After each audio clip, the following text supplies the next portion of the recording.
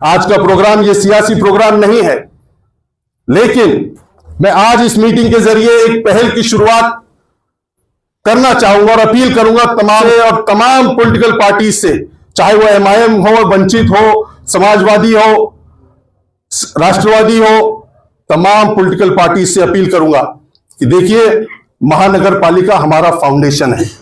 Non BJP महापौर बन सकता है तमाम पार्टी एक साथ आकर।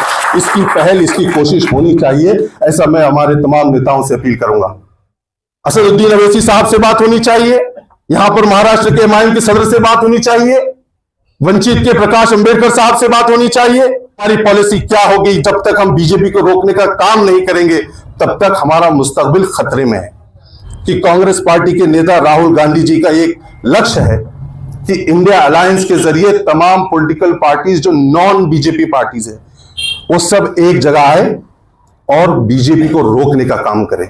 हम सबको कोशिश करनी चाहिए कि हम बीजेपी का महापौर यहां पर बनने से किस तरह रोक सकते हैं। और खुसूसी तौर से हमारे शहर औरंगाबाद में एक नफरत की राजनीति, एक ऐसी राजनीति जिसके जरिए माइनॉरिटीज को दबाने का काम हो रहा है, ये कोशिश पहल करने की जरूरत है कि कहीं पर भी भारतीय जनता पार्टी का महापौर नहीं बैठना चाहिए। इसके लिए हम सबको इकट्ठा आने की जरूरत है। मसला ये हुआ कि बैरिस्टर ने सियासी एक पेड़ के दरख्त को छेड़ा, मगर मैं उससे मुत्तफिक हूं और इंशाअल्लाह ताला मेरी दुआ भी है, मैं कोशिश भी करूंगा जहां मुझे पार्लियामेंट्री बोर्ड में मौका मिलेगा।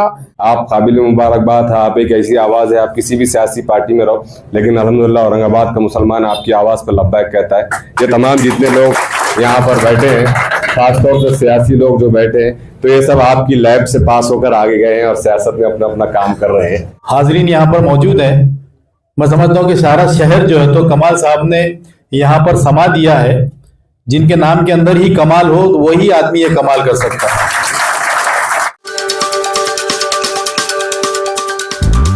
अली जनाब बैरिस्टर उमर कमाल फारूकी साहब तशरीफ ला चुके हैं, मसूद भाई टोपी वाला तशरीफ ला चुके हैं, जनाब मुबीन भाई टोपी वाला तशरीफ ला चुके हैं, जनाब वाहिद फारूकी साहब तशरीफ ला चुके हैं, जनाब सलीम अहमद साहब तशरीफ ला चुके हैं, उजैफा साहब तशरीफ ला चुके हैं। तमाम सत्कार मूर्ति जो भी है, मेरी उनसे गुजारिश है कि वो आ जाए, कुर्सियों में बैठ जाए।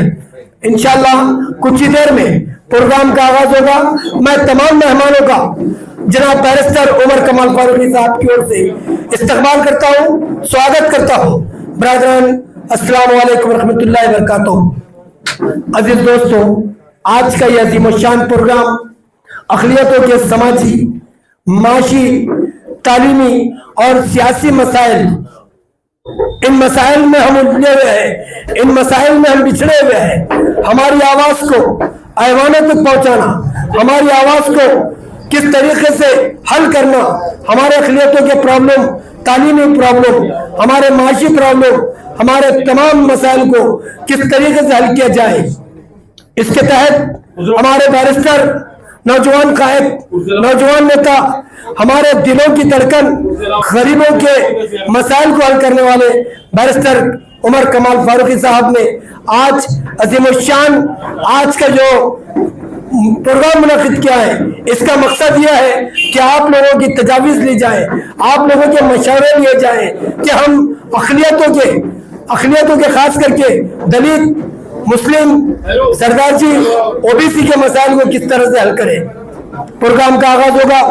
साथ ही साथ अरबाब हुकूमत की जानिब से जिन लोगों को अवार्ड दिया गया, वो नौजवान जो अपने बाइक रैली में फर्स्ट आए, वो नौजवान जिसने मजमून नवीसी की, इन तमामों की भी हिम्मत अफजाई की जाएगी, इनका इस्तकबाल किया जाएगा।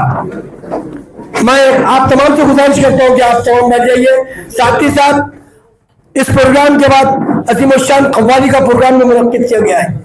बैरिस्टर उमर कमाल फारूकी के इस अज़्म को, इस कॉन्फ्रेंस को मैं मुबारकबाद देता हूँ। आज की बैठक को आप तमाम को मुबारकबाद देता हूँ। मैं आज के प्रोग्राम की शुरुआत के लिए जनाब सदर मोहतरम से इजाजत चाहता हूँ। जनाब, मैं प्रोग्राम की शुरुआत के लिए मैं दावत देने जा रहा हूँ। आइए शारिक भाई, आज के प्रोग्राम की शुरुआत हस्ब रिवायत हजरत मौलाना हाफिज जुबैर साहब कि तिलावत कलाम पाक से प्रोग्राम का आगाज होगा। मैं आप तमाम से गुजारिश करता हूँ कि तिलावत कलाम पाक होगी। आप लोग अपनी अपनी कुर्सियों पे बैठ जाएं। बैरिस्टर उमर कमाल फारूकी का आज का अज़ीमुश्शान प्रोग्राम शुरू होने जा रहा है। मैं हजरत मौलाना हाफिज जुबैर साहब से मुअद्दबाना गुजारिश करता हूँ कि वो आए और तिलावत कलाम पाक फरमाएं। अऊज़ु बिल्लाहि मिनश शैतानिर रजीम। बिस्मिल्लाहिर रहमानिर रहीम। अर्रहमान अल्लमल कुरआन खलक़ल इंसान अल्लमहुल बयान।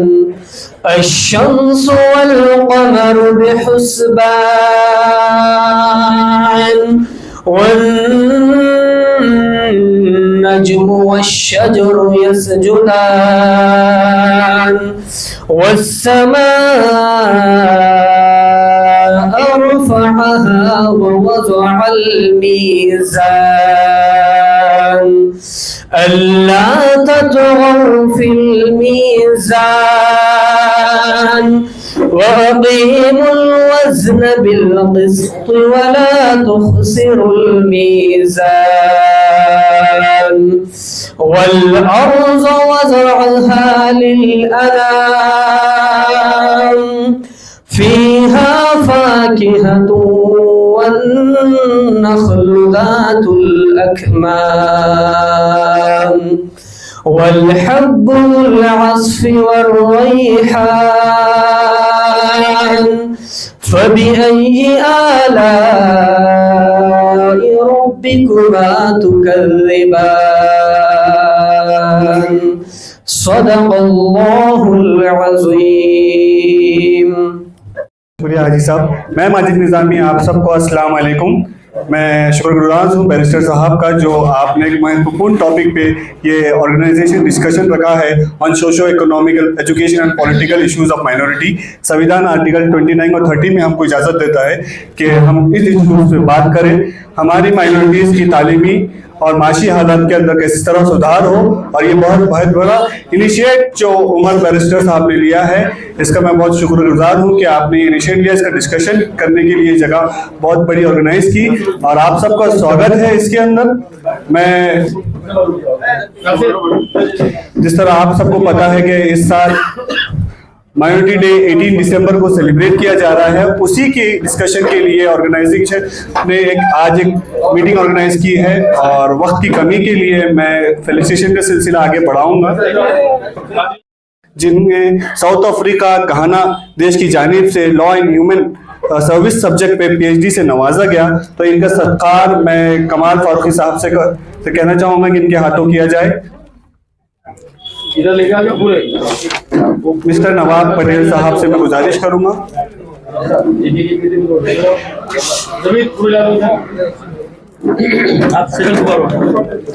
दूसरी शख्सियत जो है अब्दुल वाहिद फारूकी साहब से मैं गुजारिश करूंगा कि डायस की तरफ।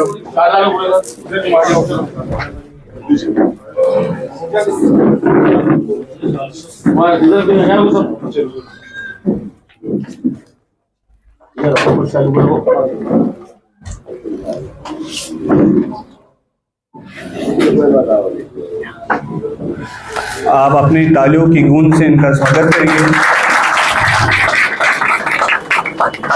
ये नामवर हजरात है जिन्हें PhD से नवाजा गया। नेक्स्ट मैं बुलाना चाहूंगा अब्दुल वाहिद फारूकी साहब, एडिटर इन चीफ वाहिद कलाम, जो 2014 से इन्होंने उर्दू साहित्य में और महाराष्ट्र शासन की तरफ से इन्हें उर्दू साहित्य अकेडमी से नवाजा गया।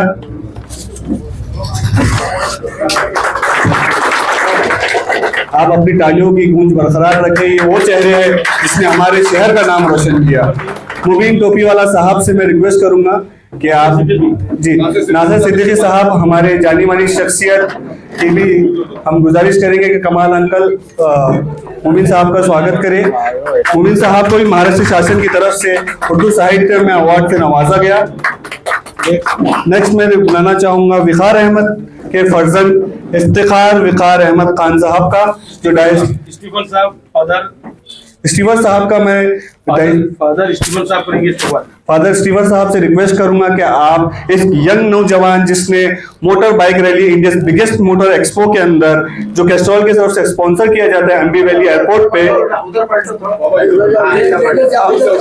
ऑल इंडिया सेकंड रैंक इस शख्सियत ने हासिल किया है और औरंगाबाद का पहला नौजवान लड़का है जिसने मोटर एक्सपो कार एक्सपो में अपनी हुनर का मुआइजा किया।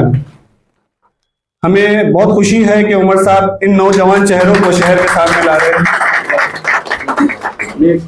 मैं नेक्स्ट बुलाना चाहूंगा एडवोकेट अजहर साहब, प्रेसिडेंट माटी कुर्ती समिति के अध्यक्ष, जिन्होंने सोशल एक्टिविटीज के अंदर जी इनका सत्कार जमीर खादरी साहब करेंगे।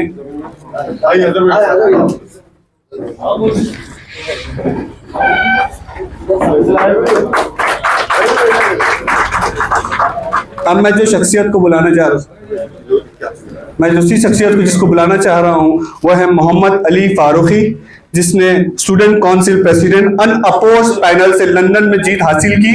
इनका स्वागत सोहेल भाई के हाथों और आमिर पटेल जो फ्यूचर नगर अध्यक्ष है खुल्दाबाद शरीफ के।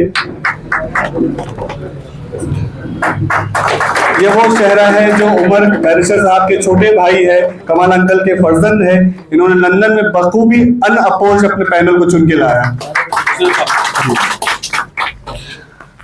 मैं हुजैफा मुजफ्फर को डाइस पे बुलाना चाहूंगा। ये वो यंग चेहरा है जिसने न्यू चैप्टर मैगजीन में अपने आर्टिकल पब्लिश किए एंड 3rd ग्रेड हासिल किया, 3rd रैंक हासिल की पॉलिसी मेकिंग कंपटीशन के जी। इनका सत्कार जो है अब्दुल रज़ाक पटेल साहब करेंगे और इस नौजवान चेहरे को हमारे शहर का नाम रोशन करने के लिए शाबाजी और गुलपोशी से नवाजेंगे।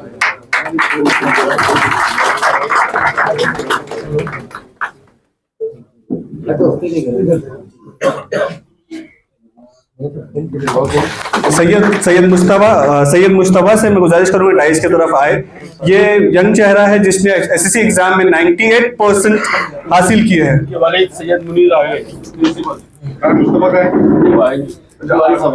उनके वालिद साहब का इस्तेमाल प्रिंसिपल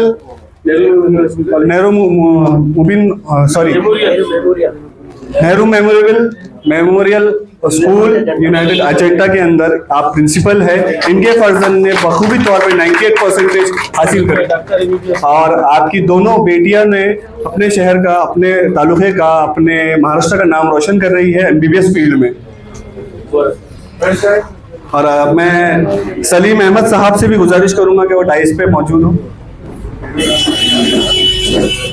सलीम अहमद साहब जिन्हें सहाफत से नवाजा गया उर्दू साहित्य में।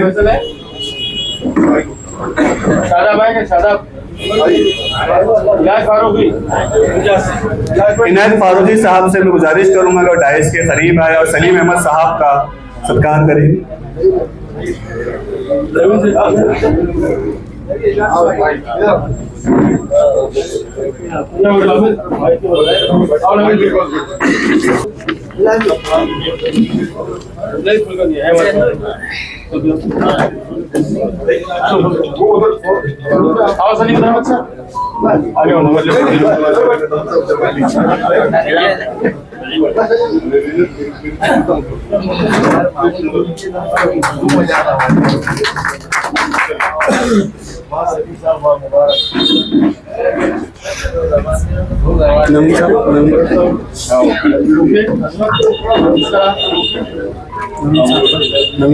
नवीन साहब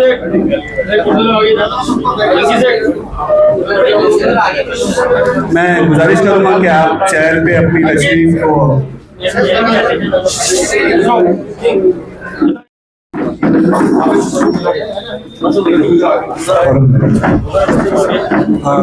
पटेल साहब, प्रोग्राम को आगे बढ़ाते हुए मैं माइनॉरिटी इश्यूज पे, माइनॉरिटी इश्यूज के पॉलिटिकल इश्यूज, इनके तालीमी और माशी इश्यूज पे मैं नवाब पटेल साहब को कहूँगा कि आप अपने 2 मिनट में आपके विचार क्या है, इनके लिए हम क्या कर सकते हैं। मैं अपना माइक हैंड ओवर करता हूँ नवाब पटेल साहब की तरफ। और हमारे जलसे को मुनक्कद करने वाले हमारे नेताजी जनाब कमाल फारूकी साहब और यहाँ पर मौजूद सभी पार्टियों के समाज के कारकुनान और अहदेदारान, अभी जो है आज माइनॉरिटी दिवस के ज़मन में यौम माइनॉरिटी अक़लियत, यौम अक़लियत, इसके ज़मन में ये प्रोग्राम मुनक़्क़द किया गया है। इसके अंदर जो है तो हमारी जो आयन है, हमारी जो घटना है, घटना ने जो है माइनॉरिटीज़ के लिए कुछ खुसूसी इख्तियारात दिए है और इन खुसूसी इख्तियारात में जो है माइनॉरिटी में मुस्लिम है, सिख है, ईसाई है, इसके साथ ही साथ बौद्ध है, जैन मारवाड़ी है, ये सब जो है अक़लियत में आते हैं। हम सब अक़लियत के लोगों को एक जगह आकर ये सिर्फ प्रोग्राम मुनक़्क़द नहीं करना है बल्कि माइनॉरिटी के हुकूक़ के लिए जद्दोजहद करना है। अभी हाल ही में सुप्रीम कोर्ट ने एक 8 दिन पहले एक जजमेंट दिया। उस जजमेंट में जो है तो कुछ फ़िरका परस्त लोगों ने जो है माइनॉरिटी के स्कूल को जो और कॉलेजेस को जो इंस्टीट्यूशन है उनको जो खुसूसी रियायत दी गई है घटना की तरफ से, और जो RTE जो कानून नया बना हुआ है, RTE कानून से इसको बाजू रखा हुआ है माइनॉरिटी के इंस्टीट्यूशन को, तो उसको इसमें शामिल करा बल्कि उन्होंने सुप्रीम कोर्ट में रिट दाखिल किए थे, लेकिन सुप्रीम कोर्ट ने उनको दंड लगा के जो उनकी रिट खारिज किया। अब हर बात हम कभी सिर्फ कोर्ट के भरोसे पर रहेंगे तो ये नहीं चलने वाली है। सब पार्टी में माइनॉरिटी के लोग हैं, सब पार्टी के लोगों से मेरी गुजारिश है कि वो अब माइनॉरिटी के हुकूक के लिए जदोजहद करे, लड़ते रहे और उन माइनॉरिटी को अपना हुकूक दिलाते रहे। इतना कहते हुए बाकी लोग और बोलने वाले हैं। शुरू करता हूँ मैं खुदा ताला के नाम से जिसके कब्जे में सारी कुदरत है। मैं शुरुआत करने से पहले तमाम मौज़िम एहतराम और इस सदन में बैठे और हाजिर सभी लोगों को मेरा सलाम पेश करता हूँ।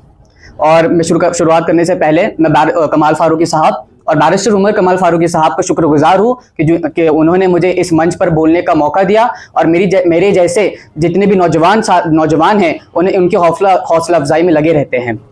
मैं बात को शुरू करने से मैं अपनी बात को एक हकीकी शेर से शुरू करना चाहूँगा जो कि हम सब महसूस करते हैं कि बर्बादी गुलिस्ता करने को एक ही उल्लू काफी था, हर शाख पे उल्लू बैठा है, अंजाम गुलिस्ता क्या होगा। आज जिस उन्वान पर हम जमा हुए हैं, इकट्ठा हुए हैं, यानी माइनॉरिटीज की हुकूक के ऊपर, तो ये बात जानना जरूरी होगा कि गुलिस्ता कौन है और उल्लू कौन है। गुलिस्ता यानी हम अक़लियत, सिख, ईसाई, मुस्लिम, ज़ोरास्ट्रियन और बौद्ध और हर वो समाज जो कि अंडर रिप्रेजेंटेड और मार्जिनलाइज्ड हैं। और उल्लू कोई परिंदा नहीं है, उल्लू हर वो शख्सियत है, हर वो जहनियत है, हर वो सोच है, हर वो रुकावट है जो कि इस गुलिस्ते को खिलने नहीं देना चाहती, जो कि इस गुलिस्ते को बिखेर देना चाहती है। ये कोई फलसफी बातें नहीं है। आज हम लोग इस बात पर इजमा रखते हैं कि माइनॉरिटीज यानी अक़लियत के आवाजों को दबाया जाता है, उनकी हुकूकों को कुचला जाता है। मैं आपको आंकड़ों के जरिए बताता हूं। आप हिंदुस्तान की तारीख उठाकर देखिए, सुप्रीम कोर्ट ऑफ इंडिया को ही देख लीजिए कि आज तक 53 चीफ जस्टिस ऑफ इंडिया आते हैं, यानी 53 चीफ जस्टिस ऑफ इंडिया आते हैं, लेकिन उनके अंदर से 45 यानी 45 मेजॉरिटी समाज से है और अक़लियत से कितने, सिर्फ 8। 45:8 का जो रेशियो है मेरी समझ के बिल्कुल बाहर है। आप 45:8 का जो रेशियो है मेरी समझ के बिल्कुल बाहर है। अब फिर अगर हम बात करते हैं सियासत की नुमाइंदगी की, आप सदन के अंदर 548 की सीटें हैं, 545 की सीटें हैं और अक़लियत के लिए कितनी सीटें हैं? आज अक़लियत जो बैठा है 60 से 70 की सीटों पर बैठा है। आप कहते हो कि इक्वल रिप्रेजेंटेशन की, लेकिन जब कवानीन मेरे मजहब के लिए, मेरे समाज के लिए जब बनाए जाएंगे तो मेरा योगदान इतना कम क्यों है? 2011 के सेंसस के मुताबिक अगर मैं आपको बताता हुआ चलूं कि हमारा माइनॉरिटीज की पॉपुलेशन जो है 20% है। हम सड़कों पर तो 20% है, लेकिन जहां पर हमारे मुस्तकबिल का फैसला होगा, जहां पर हमारे लिए कानून बनाए जाएंगे, वहां पर हम 10% से भी कम है। ये कहां का इंसाफ हुआ? ये कहां की इक्वल रिप्रेजेंटेशन हुई? अब मैं बात करूंगा एडमिनिस्ट्रेशन की अगर बात करें तो हमारा हाल वहां पर बहुत ही खराब है। सिर्फ 3 से 4% माइनॉरिटीज एडमिनिस्ट्रेशन के रोल संभाल रही है। ये कैसे बात होती है? हमारी काबिलियत पर कितना सवाल उठता है। मैं आपको बताता हुआ चलूं, ये तो उल्लू हो ही गए। ये हमारा सिस्टमैटिक एक्सक्लूजन जो मेजॉरिटी यानी अक्सरियत पसंदी चाहती है, ये तो हो ही रहा है। लेकिन मैं अभी आपको जुल्म के उल्लुओं की बात करना चाहूंगा। हमने देखा कि पूरे देश के अंदर चर्च को कैसे जलाए जाते हैं। हमने देखा कि मणिपुर के अंदर हमारे ईसाई भाइयों और बहनों की इज्जत को कैसे लूटा गया। हमने देखा कि आए दिन हमारे सिख भाइयों की देशभक्ति पर कैसे सवाल उठाए जाते हैं। हमने देखा कि आजकल दलित और मुसलमानों को हर तरह के जुल्म पहुंचाए जाते हैं। ये सिस्टमैटिक एक्सक्लूजन और ये जो जुल्मी एक्सक्लूजन है, जो हम पर जुल्म किए जाते हैं, ये समझते हैं कि हम इस जुल्म से दब जाएंगे। ये समझते हैं कि अगर ये हम पर उल्लुओं को मुसल्लत कर देंगे तो हम खामोश हो जाएंगे, हम दब जाएंगे। मगर मैं उन्हें याद दिलाता हुआ चलूं तारीख के अंदर कि जब तुमने हमारी आवाजों को कुचला है, हमने तब मौलाना अबुल कलाम आजाद को पैदा कर दिखाया है। तुमने जब हमारी आवाजों को कुचला है, हमने मदर टेरेसा को पैदा कर दिखाया है। तुमने जब हमारी वतन परस्ती पर सवाल उठाया है, हमने जनरल सोफिया कुरैशी को पैदा कर दिखाया है। तुमने हमारी औरतों की इज्जत और आबरू को लूटा, हमने मैरी कॉम जैसी औरतों को पैदा कर दिखाया है। तुम हमारी काबिलियत पर कैसे सवाल करते हो, जबकि ये तुम शायद ये नामों को भूल जाते हो जो मैं अभी गिनवाऊंगा। तुम विप्रो के चीफ अजीम प्रेम जी को भूल जाते हो, जो कि हिंदुस्तान की इकोनॉमी में कितना कंट्रीब्यूट करते हैं। क्या तुम वर्ल्ड बैंक के चीफ अजय बंगा को भूल जाते हो, जो कि वर्ल्ड इकोनॉमी को संभाल रहे हैं। क्या तुम मैरी कॉम को भूल जाते हो कि जिसने देश के लिए 5 वर्ल्ड बॉक्सिंग चैंपियनशिप लेकर आई। तो क्या तुम मोहम्मद शमी मोहम्मद सिराज को भूल जाते हो कि जिसने देश के लिए वर्ल्ड कप जीत कर लेकर आया। क्यों तुम हमारी काबिलियत पर सवाल ना उठाया करो। जब तुम हमें दबाओगे, तारीख गवाह है। जबकि मैं आपको बताता हुआ चलूं कि जब अंग्रेजों ने सोचा कि अगर हम इनको आपसी मुद्दों के अंदर अगर हम इन्हें उलझा देंगे, अगर हम इन्हें दबाएंगे, तो ये इनके हौसले पस्त हो जाएंगे। लेकिन आप सब जानते हैं कि जब अंग्रेजों ने हौसले को दबाना चाहा हिंदुस्तानियों के, तब हिंदुस्तानी उभरे हैं। ये हमें समझते हैं कि हम वो बीज नहीं जिनको तुम जितना गाड़ोगे हम धस जाएंगे, लेकिन हम वो बीज है जितना तुम हमें गाड़ोगे हम उतना ही उभर कर आएंगे। मैं आपको बताता हुआ चलो मेरे अजीजान मोहतरम कि हमारी काबिलियत पर जो सवाल उठते हैं, हमें उन सवालों का जवाब देना होगा। ये हमें चाहते हैं कि हम जज्बाती मुद्दे में उलझ जाए, हम धार्मिक मुद्दे में उलझ जाए, लेकिन हमें इन्हें बताना होगा कि जो हम पर ये जुल्म करते हैं, हम इनका जवाब जुल्म से बिल्कुल नहीं देंगे। हम इनका जवाब पत्थर से पत्थर बिल्कुल नहीं देंगे, बल्कि हम इन्हें कलम से जवाब देंगे, हम इन्हें तालीम से जवाब देंगे, हम इन्हें काबिलियत से जवाब देंगे। मेरे अजीजान मोहतरम, ये डरते हैं कि हमारे अंदर अगर जो काबिलियत पैदा हो जाएंगी तो हम इनके गुलाम नहीं बनकर रहेंगे। मैं आपको गोरख पांडे जी ने अपनी कविता में बहुत ही अच्छे तरीके से समझाया है कि वे किस चीज से डरते हैं। वे किस चीज से डरते हैं? तमाम धन दौलत बारूद पुलिस फौज के बावजूद वे डरते हैं कि निहत्ता कुछ लोग इनसे एक दिन डरना बंद कर देंगे। तो मेरे अजीजान मोहतरम, हमें इन्हें अपनी काबिलियत से बताना होगा कि हम तुमसे नहीं डरते हैं और हम इस देश के हिस्सेदारी के अंदर, इस देश के अंदर हमारा उतना ही हक है जितना मेजॉरिटी यानी अक्सरियत पसंदियों का हक है। मैं अपनी बात को इसी अल्फाजों से खत्म करता हूँ। जज़ाकल्लाह। प्रेसिडेंट मराठी समिति के प्रेसिडेंट एडवोकेट अजहर साहब और बैरिस्टर साहब का भी, मैं जो नौजवान है हमारे, तो ऐसे उभरते सितारे हमको आज के दौर में आना जरूरी है। अभी इन्होंने जो बात की नौजवान, ऐसे लोगों की हमको जरूरत है आज की। कि आज मैं आपको थोड़ा 1-2 मिनट ज्यादा लूंगा। थोड़ा मैं शुरुआत करूंगा माइनॉरिटी राइट डे की। हम बात करते हैं, हम 5 साल से कलेक्टर को लेटर दे रहे, आयोग को लेटर दे रहे। कलेक्टर ऑफिस में हर साल प्रोग्राम होता है, 20-30 लोग आते हैं, चाय पी रहे हैं और थोड़ा चर्चा हो जाती है और वो कार्यक्रम कंप्लीट हो जाता। इस साल जो तो हमने बहुत कोशिश करें, महाराष्ट्र की टीम है, सब अपनी तरफ से कोशिश करें। तो आयोग से अभी सख्त जो तो निर्देश दिए गए कि अल्पसंख्यक हक दिवस जो तो आप अच्छे से बनाएं और जितने भी स्कूल है जो तो निबंध स्पर्धा लो, चर्चा सत्र करो, अल्पसंख्यक के हक क्या है उसके बारे में जो तो उसके प्रोग्राम लो और उसका अहवाल जो है तो कलेक्टर ऑफिस में भेजे, ताकि कलेक्टर ऑफिस से जो भी प्रोग्राम स्कूलों के जिसके महाविद्यालय के आएंगे वो प्रोग्राम की रिपोर्ट जो है तो आयोग के पास जाएंगे।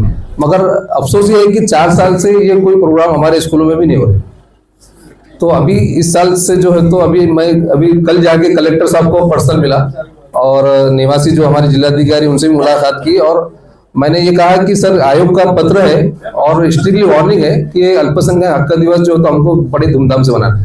तो उन्होंने जो तो उस बात को एक्सेप्ट किया, मेरे से 10 मिनट मीटिंग हुई। और आपको ये बता दूं कि मुझे अल्पसंख्यक के कौन से लोग हैं वो लोग मेरे को उनको सजेस्ट करना पड़ा कि सिख लोगों के ये नाम है, इनको बुलाओ, आप बुद्धिस्ट ये है इनको बुलाओ, जैन कौन है, पारसी हमने ढूंढे तो 30 है पारसी बस हमारे पास औरंगाबाद। आपको ये मालूम होना कि अल्पसंख्यक में कितने लोग हैं समाज में, ये तो मालूम होना चाहिए। तो हमने जब मालूमात करे तो पारसी एक हमारे को शख्स मिले जिसका नाम अच्छा कुछ नाम भी नहीं आ रहा मुझे, तो उन्होंने बता रहे कि हमारे शहर में सिर्फ 30 लोग पारसी। तो ऐसे हम हर समाज के लोगों के नंबर यहाँ पे डिप्टी कलेक्टर के पास दे के आए कि प्रोग्राम आप जो है तो अच्छे धूमधाम से करो ताकि हमारे जिले का नाम जो है तो पूरे महाराष्ट्र में। तो ये अपने कोशिश करें। तो ये जो प्रोग्राम है 18 तारीख का, तो हम आने वाले दिनों में और बड़ा प्रोग्राम होगा। मैं अभी जो है तो ज्यादा बात नहीं करूंगा, मैं अब मार्टी पे आऊंगा आपको हाल ही की बात करूंगा। हिवाड़ी अधिवेशन हुआ, अजीत दादा साहब ने बहुत अच्छी बात करी है कि एक फैमिली के 5-5 जने जो है तो पीएचडी के पैसे ले। अब एक जने को 5 साल का प्रोग्राम है पीएचडी का, और एक महीने में जो है तो 45,000 से 50,000 रुपए जो है तो एक महीने में एक बच्चे को जाता, तो 15 लाख रुपए एक बच्चे को खर्चा होता 5 साल में। तो ऐसे उन्होंने बताया कि 5 साल एक फैमिली के 5-5 बच्चे जो है तो वो पीएचडी करे, तो हम जो है तो उसका चेंज करेंगे सर्कुलर और अच्छे लोगों को पीएचडी के पैसे देने की कोशिश करेंगे। अभी हमने मार्टी तो ला लिए। अभी आपको बताऊं मैं 40 बच्चे हमारे जो है तो माइनॉरिटी के वो वेटिंग में 2022, उनको पैसे ही नहीं मिले। हमारा एक फैमिली का एक बच्चा पैसे वो पढ़ाई करना चाह रहा और इक्वल पॉलिसी में कोशिश करना चाह रहा, मगर वो पैसे भी इसको मिला नहीं। तो ऐसे बहुत सारे हालात है। और अब आपको मैं बता दूं कि अभी मार्टी का जो हम सब की जो है तो कोशिश है, यहाँ पे नासिर भाई भी बैठे हुए एमआईएम से, मैं बोलूंगा कांग्रेस के राष्ट्रवादी के, हम सब ने कोशिश करें, कहीं ना कहीं कोशिश करें, अपना वक्त दिए, टाइम दिए, निवेदन दिए, आमदारों को बोले। इसके कोशिशों की वजह से गवर्नमेंट ऑफ महाराष्ट्र ने हमको मार्टी का जो तो जीआर पिछले साल निकाला, 7 करोड़ रुपए का उसको मंजूरी करे। एक कलेक्टर जो आईएएस लेवल पर एक पोस्ट रहेगा, 10 लोग रहेंगे, और 11 जनों की जो तो पोस्टिंग है उसकी। 12 एकड़ में जो है तो आप देखो सारथी का बड़ा ऑफिस है, उसमें रेसिडेंशियल हॉस्टल्स है, स्पोर्ट्स है, हर केजी से लेके पीजी तक 280 करोड़ रुपए जो है तो उसको लागत की बिल्डिंग बने। एक बार आप गारखड़े में जाइए और सारथी का ऑफिस देख के आइए बस।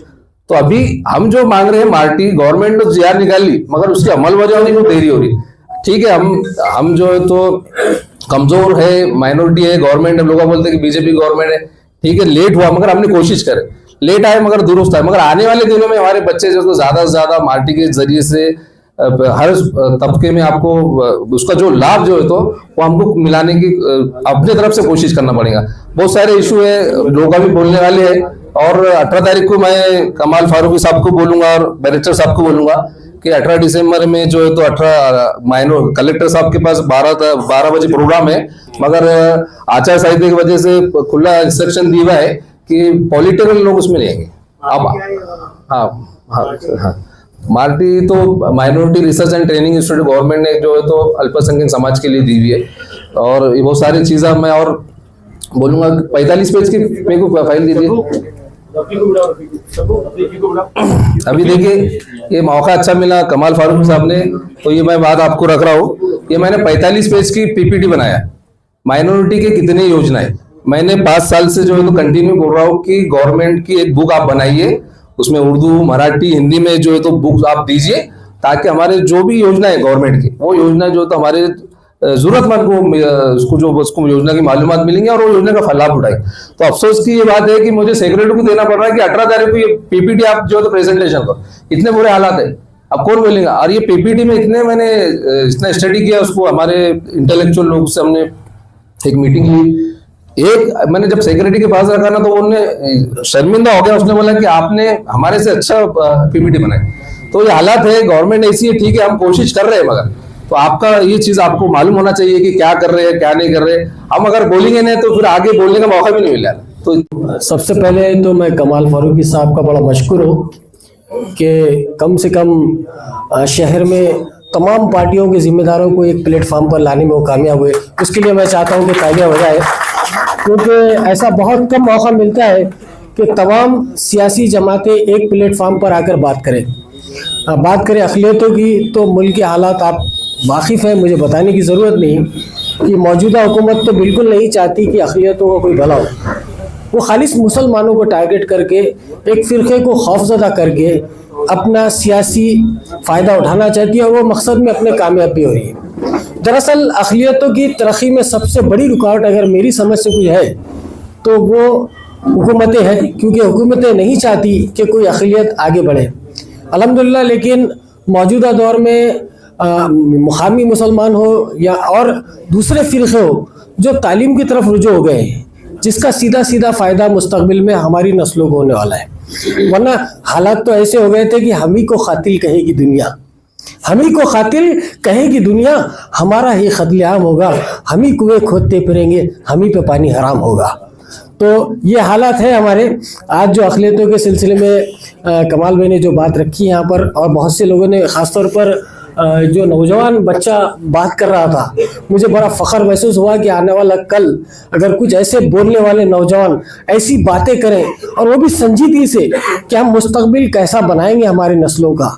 क्योंकि हम तो ये सोचते थे कि हमारा मुस्तक़बिल आए दिन डैमेज करते जा रही है गवर्नमेंट, क्योंकि आप ही को इम्तिहान देना पड़ रहा है। हर बार आपको ऐसे मामलात में फंसाया जाता है या अटकाया जाता है कि आपकी सोच तरक्की की तरफ जाए ही नहीं, क्योंकि हर बार हुकूमत कोई ना कोई ऐसा मुद्दा निकालती है। कभी शरीयत का मामला होता है, कभी 3 तलाक का मामला होता है, हर बार होता है। और उसकी सबसे बड़ी कमज़ोरी हमारी ये है कि हमारी सियासी नुमाइंदगी नहीं, हमारा कोई प्लेटफार्म नहीं है, हमारा कोई रहनुमा हम मानने को तैयार नहीं है। लेकिन आहिस्ता आहिस्ता वक्त तब्दील हो रहा है, अब हमारे रहनुमा भी पैदा होंगे इंशाअल्लाह, और हमारा बेहतरीन मुस्तक़बिल होगा, क्योंकि चिरागों की हिफाजत करते करते हवा को रुख बदलना आ गया है, और कहाँ तक आग बरसाएगा सूरज, हमें शोलों पे चलना आ गया है। खुदा हाफ़िज़। स्टेज पे हमारे कमाल फारूकी साहब हैं और उमर कमाल फारूकी साहब, इन दोनों साहिबीन को मैं शुक्रिया अदा करना चाहता हूँ, मुबारकबाद देना चाहता हूँ कि एक अहम मसले के ऊपर इन्होंने तमाम मकातिब फ़िक्र, तमाम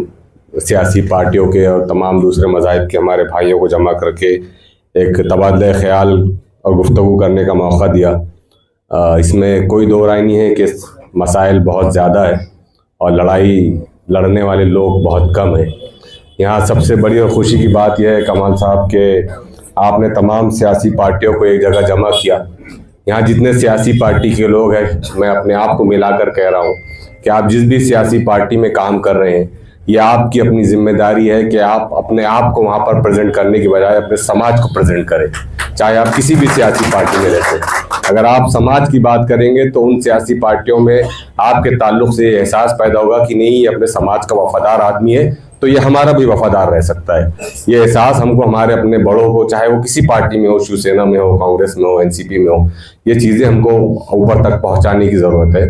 बहुत ज़्यादा मसाइल है। अभी अजहर साहब को मुबारकबाद देना चाहूँगा, माटी के हमारा नौजवान साथी है, कई सालों से बिना किसी मतलब के और मफाद के मुसलसल अपनी कोशिशों में लगे रहते हैं। हम दामे दर में सुखने उनके साथ खड़े रहने की कोशिश करते हैं। बहुत ज़्यादा मसाइल इस वक्त है, सियासी मसाइल है, समाजी मसाइल है। वो तो अल्लाह का शुक्र है कि हमारे उलमा इकराम औरंगाबाद की हद तक किसी मिली मसले को या मसलकी इख्तिलाफात को हम जगह नहीं देते। ये हमारे लिए बड़ी खुशकिस्मती की बात है कि अलग अलग मकातिब फ़िक्र और मसलक के लोग हैं, लेकिन कभी भी अल्हम्दुलिल्लाह हमारे दरमियान मसलकी इख्तिलाफात मंजर आम पर नहीं आई। औरंगाबाद वालों के लिए खुशकिस्मती की बात है। रहा सवाल समाजी और सियासी मामलात का और स्कॉलरशिप्स का, माइनॉरिटी के फंड्स का, तो रिसर्च बेस्ड थोड़े से काम होना चाहिए। जिस भी सियासी पार्टी में जो भी आदमी है, जो भी सोशल नेटवर्किंग में काम कर रहा है, तो बस किसी ने बोल दिया और निवेदन देकर आगे वैसे काम नहीं होना चाहिए। थोड़ा सा रिसर्च, उसको उर्दू में कहते हैं तहकीकी काम होना चाहिए। जैसे अभी अजहर साहब ने बताया कि उन्होंने जब तहकीक की, रिसर्च की, तो पता चला कि सिर्फ 30 लोग पारसी हमारे शहर के अंदर होते हैं। तो रिसर्च करके जब तक हम अपनी बात जो है तो अफसरान तक नहीं पहुंचाएंगे, हम जिस सियासी पार्टी को बिलोंग करते हैं उसके आला कायदीन तक नहीं पहुंचाएंगे, तब तक हमारी बात में वजन पैदा नहीं होगा। हमारे नौजवानों को, खुद मुझको, जितने लोग सियासी पार्टी में काम कर रहे हैं, अगर किसी मुद्दे के ऊपर वो बात करना चाहते हैं तो सबसे पहले उसका मुताला होना चाहिए, उसके ऊपर रिसर्च होनी चाहिए कि अगर माइनॉरिटी फंड्स आ रहे हैं तो किस किस मत के अंदर वो बांटे जा रहे हैं, अभी औरंगाबाद में एक माइनॉरिटी का एक बड़ा फंड आया हुआ है, माइनॉरिटी गर्ल्स हॉस्टल का, और एक गर्ल्स हॉस्टल बना के रखे मकबरे के पीछे। उसके खिलाफ जो है तो हमने काफी कोशिशें की थी कि वो वहां जंगल में बनाने की बजाय किसी मुस्लिम इलाके में बनाया जाए, लेकिन चूंकि तब तक कि उसका प्रोसेस कंप्लीट हो गया था। तो इसके अलावा और बहुत सारी चीजें हैं जिसके ऊपर एक सर जोड़कर बैठने की जरूरत है। आप काबिल मुबारकबाद है, आप एक ऐसी आवाज है, आप किसी भी सियासी पार्टी में रहो, लेकिन अल्हम्दुलिल्लाह औरंगाबाद का मुसलमान आपकी आवाज पर लब्बैक कहता है। ये तमाम जितने लोग यहाँ पर बैठे हैं, खासतौर से सियासी लोग जो बैठे हैं, तो ये सब आपकी लैब से पास होकर आगे गए हैं और सियासत में अपना अपना काम कर रहे हैं, और इन सब के गुरु कमाल फारूकी साहब है। और आपके ताल्लुक से एक बात ये कहना चाहूंगा कि आपने कभी भी सियासी इख्तिलाफात को अपने बीच में कभी रोड़ा बनने नहीं दिया। आप इसी एहसास और जज्बे के साथ काम करते रहिए। इंशाल्लाह हम सब आपके साथ खड़े रहेंगे। आने वाले दिनों में ग्रेजुएट कॉन्स्टिट्यूएंसी के भी चुनाव होने जा रहे हैं, और वो मैं समझता हूं कि मैंने जब से होश संभाला था तो ग्रेजुएट कॉन्स्टिट्यूएंसी पे एक बड़ा काम कमाल फारूकी साहब का रहा है। तो यहाँ हमारे आने वाले आमदार भी बैठे हैं, उमर कमाल फारूकी, उनको मौका मिलना चाहिए ग्रेजुएट कॉन्स्टिट्यूएंसी से शुरुआत करनी चाहिए। और बैरिस्टर लड़का है, हमारे लिए फख्र की बात है अल्हम्दुलिल्लाह। और एक और जज्बा हमारे अपने दरमियान पैदा कीजिए, मुझ में भी पैदा होना चाहिए, आप में भी होना चाहिए, कि जो लोग आगे बढ़ रहे हैं उनको पीछे से टेका देने की आदत डालिए।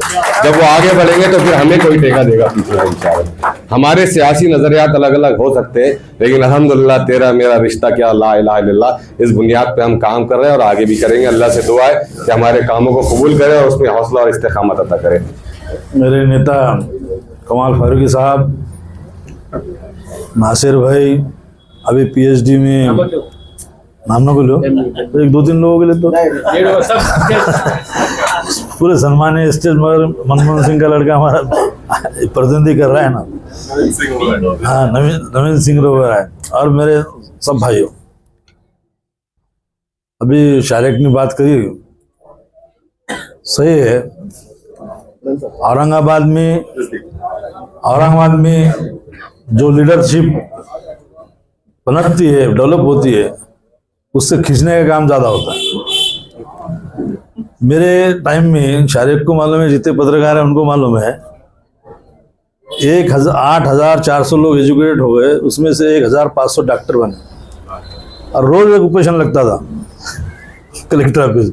अब गवर्नमेंट कुछ काम कर रहा नहीं, मौलाना को पैसे दे रहा नहीं, एक ऑपरेशन कर रहा नहीं, कोई लड़ रहा नहीं। 36 करोड़ रुपए अभी मौलाना को आए, गवर्नमेंट उसको रिलीज कर रहा नहीं। मैं आप लोगों से ज़्यादा नहीं बोलते हुए कि मेरा ऐसा बोलना है कि भाई सर्वे पक्ष एक डिलीगेशन कलेक्टर के पास और माइनॉरिटी के पास कि हमारा जो पैसा अभी जितना, हालांकि हमको 1,000 करोड़ रुपए होना चाहिए था, 500 करोड़ रुपए उस जमाने का हमारे टाइम का बजट बने हुआ है, पर 36 करोड़ रुपए जो आए हुए हैं वो तो रिलीज हो जाए, काम चालू हो जाता लोगों का, एजुकेशन का, इसका उसका। तो अल्लाह के फजल से मैं इतने ज़्यादा नहीं बात करते हुए, एक जो आदमी जो फील्ड में काम करता है वो फील्ड में आदमी काम करना चाहिए।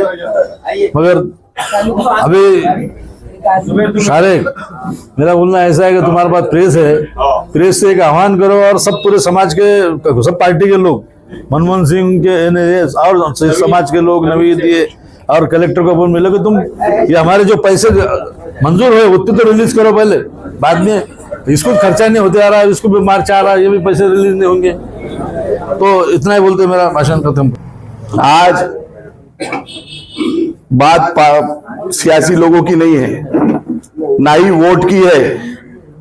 आज बात और मसला हमारे बच्चों को शिक्षण देने का, उनको आगे लेके जाने का, उनका नाम जिस तरीके से आगे जाएगा उसी तरीके से कि बड़ी पीढ़ी ने क्या काम करी, वो मैसेज आने वाले नौजवानों के तहत हम बता सकते हैं। आज सबसे पहले मैं बोलना चाहता हूं साहब, हमारे लोग एक जगह तो आते हैं, पर क्या बात होती है कि 7-8 दिन के अंदर सब जिधर उधर अपने रास्तों पर निकल जाते हैं। हमारी सीटें मौलाना आजाद की हो या दूसरे हो, 5-5 साल सरकार नहीं भरती है, पूरी वैकेंसी रहती है। हम अपने मुद्दे बोलेंगे किसको, हमारे लोगों के काम कराएंगे किससे? ये बोलने के लिए भी आज सब पार्टी एक तरफ जगह नहीं आ रही है, ये सबसे बड़े दुख की बात है। मैं आपने जो आज 18 तारीख को आमखास पे है, उसके पहले सुबेरे 12 बजे कलेक्टर साहब ने भी बुलाया है, तो आपके नेतृत्व पे आज सब पार्टियां हैं। एक ऐसा ठानिए कि जो जो अपने विषय मांगना है, जैसे इब्राहिम पठान साहब ने बोले 500,000 करोड़ तो अपने सरकारों के टाइम के पड़े हुए, आज बजट 46,000 करोड़ के आसपास आ रहा है। क्या हम ऐसा कर सकते हैं कि हमारे नौजवानों के लिए एक मिसाल कायम, एक बड़ा मेडिकल इंस्टीट्यूट हमारे यहाँ ले सकते हैं, या बड़ा इंजीनियरिंग, आजकल एआई टेक्नोलॉजी के बड़े इंस्टीट्यूट आ रहे हैं। ये सब पश्चिम महाराष्ट्र में मिलते हैं पर हमारे मराठवाड़े में से दूर है। ये ऐसा क्यों हो रहा है, हमें अपना प्रश्न पूछना पड़ेगा और सभी लोगों को एक प्लेटफॉर्म पर आके काम करना पड़ेगा। और उमर साहब, आप नौजवानों की आस है, बैरिस्टर बन के आप आए, ये हमारे शहर का सौभाग्य है। आप नेतृत्व साथ आगे करो, हम सब आपके साथ हैं। हमारे शारिक भाई ने बोला है, हम सब आपके साथ, सभी पार्टी आपके साथ खड़ी रहेंगी। अपने प्रश्न मांगने के लिए आपके साथ हर जगह चलने को सारे लोग तैयार रहेंगे, चाहे वो सिख समाज का हो, मुस्लिम समाज का हो, बौद्ध समाज का हो, पारसी हो, कोई भी समाज का अगर नहीं आता होगा, ये अपने में आपस के मतभेद है, तो अपनी जो कमेटी बनाएंगे उनको जवाबदारी दो कि जाके उनको मना के लाए। क्योंकि अगर अब हम नहीं बोलेंगे तो मुझे नहीं लगता कि आने वाले 5 साल में अपने को बोलने लायक रखा जाएगा। तो आप सब, फिर से गुजारिश करता हूं कि आप सब एक जगह आए, और आपका तहे दिल से कमाल साहब फिर से शुक्रिया अदा करता हूं कि आपने बोलने का मौका दिया। जो अक़लियतों के समाजी, सियासी, तालीमी और तमाम ही तरह के जो मुद्दे हिंदुस्तान भर में चल रहे हैं, ये प्रोग्राम रखने के मौके पर तशरीफ फरमा कमाल फारूकी साहब, उमर फारूकी साहब, तमाम ही शहर के मुअज़्ज़ज़ हाज़रीन यहाँ पर मौजूद हैं। मैं समझता हूँ कि सारा शहर जो है तो कमाल साहब ने यहाँ पर समा दिया है। जिनके नाम के अंदर ही कमाल हो तो वही आदमी ये कमाल कर सकता है। मुबारकबाद के हकदार हैं यकीनन। और ऐसा सुलगता हुआ मुद्दा जो आज हर हिंदुस्तानी के लिए, जो लोग सेक्युलरिज्म के ऊपर भरोसा रखते हैं, उनके लिए बहुत इंपॉर्टेंट ये इश्यूज है। क्योंकि आए दिन हम लोग देख रहे हैं कि हुकूमत पहले कभी किसी के बारे में सोचती थी तो माइनॉरिटीज के बारे में सोचती थी, कोई बजट का प्रोविजन रखती थी माइनॉरिटीज के लिए रखती थी, कोई स्कीम्स निकालती थी माइनॉरिटीज के लिए होती थी। लेकिन जब से ये भाजपा की गवर्नमेंट आई है, असल में कसूर हमारा भी है कि अगर कोई बैचलर आदमी हो और अगर वो कहीं फ्लैट लेने गया, घर किराए से लेने गया, तो बैचलर आदमी को कोई किराए से देता नहीं है। लेकिन हमने एक बैचलर को पूरा देश दे के बैठे, तो हमारा दोष है इसके अंदर। एक मतलब गैर शादीशुदा जो अपना घर नहीं चला सकता, ऐसे आदमी के हाथ में आज देश की भागदौड़ संभाल रहे हैं, तो इसके अंदर कहीं ना कहीं अपना ही कसूर है। बहुत सारे लोग कहते हैं कि जमाना बुरे लोगों की वजह से खराब नहीं होता, बल्कि अच्छे लोगों की खामोशी की वजह से खराब होता है। तो हम लोगों को ये जो आज एक प्रोग्राम हो रहा है, भाई ने भी कहा कि आप ये आएंगे, बात करेंगे, निकल जाएंगे, नहीं, इसके बाद के ऊपर भी कंटिन्यूअसली बैठकर कोई एक प्रोग्राम तय करना पड़ेगा। उसके लिए हमारे को सोचना पड़ेगा कि हमको कहां तक जाना है, कितने दिन के अंदर अचीव करना है। ये सारे प्रोग्राम जो होते हैं, जब तक हमारे सामने नहीं रहेंगे तो ऐसे प्रोग्राम लेने का मतलब भी नहीं रहेंगे। लेकिन बहुत मुबारकबाद पेश करता हूं कि मैं समझता हूं कि बहुत कम या पहली मर्तबा ऐसा देखने में आ रहा है कि हर समाज के जो माइनॉरिटीज से रिलेटेड है वो लोग यहाँ पर मौजूद है, हर पॉलिटिकल पार्टी के लोग मौजूद हैं, बहुत सारे अलग अलग जमातों में अलग अलग जगह जो काम करते हैं सारे लोग मौजूद हैं। तो हम लोग इस जद्दोजहद को अगर सीरियसली अगर आगे नहीं निपटेंगे तो आने वाला वक्त बहुत खराब है। क्योंकि हुकूमत की नीयत बहुत वाज़ेह है कि वो लोग सिर्फ और सिर्फ मेजॉरिटी बोल रहे हैं, लेकिन 2% के जो उसके अंदर माइनॉरिटीज है, सिर्फ वो जो है तो मनुस्मृति को मानने वाले और उसको लागू करने वाले लोग हैं। पूरा खेल उनके लिए चल रहा है, लेकिन वो पूरे हिंदुस्तान को बेवकूफ बना रहे हैं। तो अगर हम लोग ऐसे बेवकूफ बनेंगे तो हमारा कोई भला होने वाला नहीं है। आप लोगों से यही गुजारिश है कि हमारे दूसरे सारे चीजों को बाजू रखते हुए अपनी हक की लड़ाई के लिए हम लोग अच्छे तरीके से, एक नियोजित तरीके से अगर आगे नहीं आएंगे तो आने वाला वक्त यकीनन बहुत मुश्किल होगा। जैसा कि अभी भाई ने कहा कि अगर आने वाली नस्लों को हम लोग क्या जवाब देंगे, तो वो शायर ने खूब कहा है। इस शेर के साथ अपनी बात को खत्म करूंगा कि मक्तल से बहरहाल गुजरना होगा, बच गए हम तो किसी और को मरना होगा, लेकिन आने वाली नस्लों को तबाही से बचाने के लिए जो कुछ भी करना होगा इसी नस्ल को करना होगा। बहुत बहुत शुक्रिया।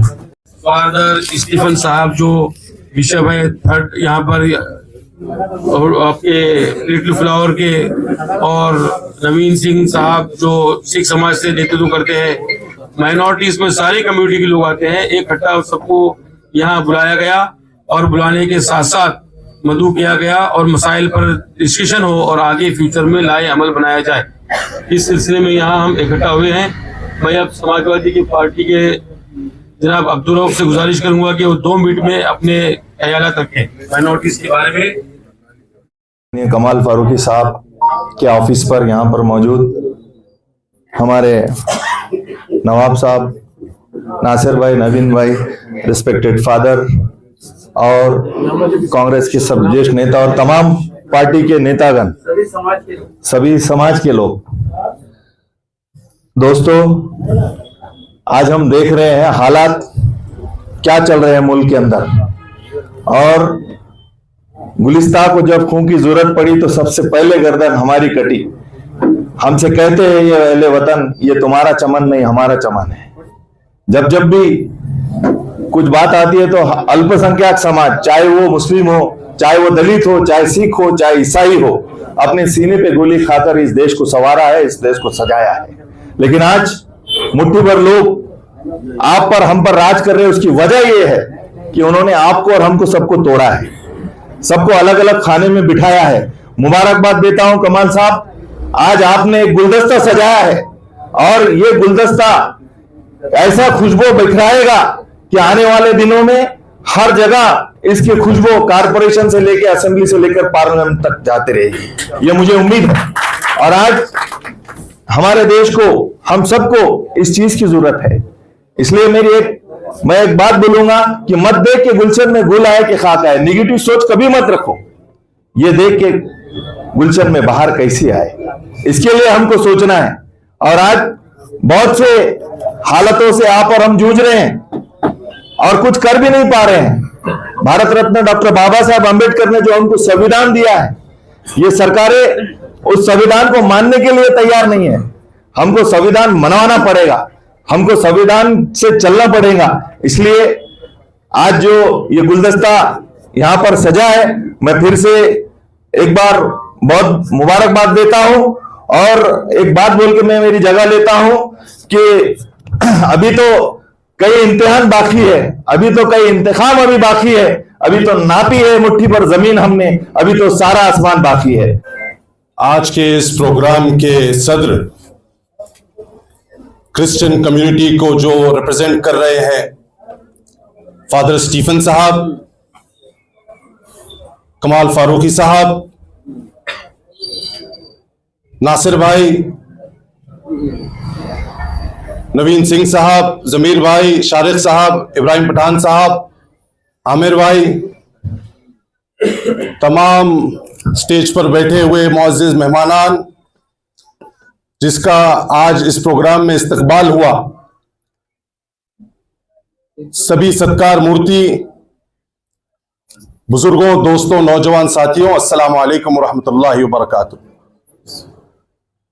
मैं सबसे पहले आए हुए तमाम मुअज़्ज़िज़ मेहमानान का, सारे समाज के रिप्रेजेंटेटिव्स, खुसूसी तौर पर माइनॉरिटीज के रिप्रेजेंटेटिव्स जो आज यहां पर हमारे स्टेज पर मौजूद हैं, अदर पॉलिटिकल पार्टीज के जो रिप्रेजेंटेटिव्स आज हमारे बीच मौजूद हैं, एनजीओज हो, चाहे जमीयतुल उलमा हिंद हो, और मार्टी के तरफ से हमारे एडवोकेट अजहर साहब हो, खलील साहब हो, तमाम लोग, तमाम समाज के लोग, माइनॉरिटीज के लोग आज इस प्रोग्राम में यहां पर मौजूद हुए। मैं उन तमाम का शुक्रिया अदा करता हूं और यहां पर आप सब भी इस प्रोग्राम में हाजिरी आपने लगाई, आप तमाम का भी शुक्रिया अदा करता हूं। देखिए, 18 दिसंबर को माइनॉरिटी डे पूरे दुनिया में मनाया जाता है। ये इसकी शुरुआत यूनाइटेड नेशन ने 1992 में की, लेकिन डॉक्टर बाबा साहब अंबेडकर, मौलाना अबुल कलाम आजाद, पंडित जवाहरलाल नेहरू ने 1946 में इसकी शुरुआत की। और इस शुरुआत का मकसद यह था कि जब पार्टीशन होने जा रहा था, जब हिंदुस्तान के दो टुकड़े हो रहे थे, तब हमारे नेताओं ने यह तय किया कि यहां इस हिंदुस्तान में रहने वाली अक़लियत, चाहे वो मुसलमान हो, चाहे वो दलित हो, बुद्धिस्ट हो, क्रिश्चियन हो, इनको हम एक वादा करेंगे कि आपको इंसाफ मिलेगा, आपको इक्वालिटी के साथ संविधान के सारे अधिकार मिलेंगे। आज हम देख रहे हैं कि मुल्क के हालात क्या है, ये हम और आप जानते हैं, और तमाम वक्ताओं ने इस पर बात रखी। आज इस प्रोग्राम को बुलाने का मकसद यह है कि हमारे सामने आने वाला मुस्तकबिल बहुत चैलेंजिंग है। हमारे पॉलिटिकल डिफरेंसेस, सियासी मतभेद, पर्सनल मतभेद ये हो सकते हैं, लेकिन जब सारे माइनॉरिटीज की बात आएगी तो हम सब अपने मसाइल पर एक हो सकते हैं। आज इस प्रोग्राम के जरिए हमारे पास ये एक मैसेज औरंगाबाद शहर से जा रहा है पूरे महाराष्ट्र को। आप माइनॉरिटीज के socio economic, political, educational issues को अगर देखेंगे तो एडवोकेट अजहर साहब ने बहुत अच्छे से बताया कि आर्टिकल 29, आर्टिकल 30 हिंदुस्तान का संविधान मुसलमानों को, अल्पसंख्यकों को, क्रिश्चियंस को अधिकार देता है कि अपने जो इदारे हैं उसको हम चला सकते हैं, अपने तौर पर राइट टू एस्टैब्लिश और गवर्न और एडमिनिस्ट्रेशन कर सकते हैं। लेकिन आज की हुकूमत ये चाहती है कि किसी भी तौर से माइनॉरिटीज को दबाया जाए। नासिर भाई ने जिस तरह बताया कि हम देख रहे हैं कि पूरे मुल्क में एक फिजा चल रही है नफरत की, और इस नफरत की फिजा को अगर हमें खत्म करना है तो उसका एक वाहिद इलाज है कि पूरे माइनॉरिटी के कम्युनिटीज एक साथ मुत्तहिद तौर पर, इत्तेहाद के साथ हम सब अगर एक हो जाएं तो बन सकते हैं शम्सो कमर, वरना बिखरे हुए तारों की क्या बात बनी। हमको यह तय करना होगा कि हमारे पॉलिटिकल डिफरेंसेस हो सकते हैं, लेकिन हमारे इश्यूज पर हम सब एक है। यह मैसेज आपको पूरे हिंदुस्तान और महाराष्ट्र की सरकार को देना पड़ेगा। हम देख रहे हैं कि आप और हमने देखा कि माइनॉरिटीज के लिए सच्चर कमेटी बनी, रंगनाथ मिश्रा कमीशन रिपोर्ट बनी। ये तमाम रिपोर्ट्स ने, कमिटीज ने ये बताया कि मुसलमानों का क्या तालीमी मैदान में हाल है, क्या चैलेंजेस क्रिश्चियंस को आज मणिपुर में फेस करना पड़ रहा है, उड़ीसा में क्या हालात हैं। ये सब के बावजूद हिंदुस्तान का संविधान और बाबा साहब के जो तमाम उसूल है, इन्होंने आज भी माइनॉरिटीज के हुकूक को बचा कर रखा है। इसी को देखते हुए फिरका परस्त ताकतें चाहती है कि हमारा संविधान बदला जाए। इस संविधान को अगर आपको बदलने नहीं देना होगा तो हम सबको मुत्तहिदा तौर पर एक होकर अपनी आवाज को सामाजिक, आर्थिक, शैक्षणिक, जो भी हमारी आवाज है, हमारे इश्यूज हैं, मुत्तहिदा तौर पर आगे बढ़कर इसको उठाने की जरूरत है। इसीलिए आज ये प्रोग्राम मुनक्किद किया गया। साथों साथ जो नौजवानों ने आज यहां पर कामयाबी हासिल की, एडवोकेट नवाब पटेल साहब को जो पीएचडी की डिग्री मिली, ये करने का मकसद ये है कि हमारे माइनॉरिटी कम्युनिटी में जो लोग आगे बढ़ रहे हैं उनका इस्तकबाल, उनका सराहना की जानी चाहिए। अक्सर देखते हैं हम कि फिरका परस्त ताकतें हमें लेबल करती है कि ये पंक्चर बनाने वाली कौम है, बुरा भला कहते हैं, लेकिन जब तालीम की ताकत को जब हमारा नौजवान उठाता है तो हमारे बीच जिस नौजवान ने आज तकरीर की, हुजैफा, ये एग्जाम्पल है कि हमारे बीच अगर बच्चा तालीम की तरफ जाता है तो आपके साथ आंख में आंख मिलाकर आपका सामना करेगा। आज हम सबको जरूरत है कि हमारे मोहल्लों में, हमारे शहरों में हम किस तरह तालीम की फिजा को आगे बढ़ा सकते हैं। इसी के लिए हमने मिशन एजुकेशन, नासिर भाई, जमीर भाई, मिशन एजुकेशन के जरिए हम गली गली, गांव गांव, ग्रामीण भाग में जा रहे हैं। लोगों में, शारिक साहब, हम एक इनिशिएटिव ले रहे हैं कि लोगों को तालीम की तरफ, खास तौर से माइनॉरिटीज को हम किस तरह आगे ला सकते हैं। नवीन सिंह ओबरॉय एक बहुत अच्छा इदारा चला रहे हैं, सिख समाज का है, क्रिश्चियन कम्युनिटी के होली क्रॉस, सेंट फ्रांसिस, ऐसे कई इदारे हैं। ये सब जो हमें इख्तियार मिला बाबा साहब ने हमें संविधान के जरिए दिया।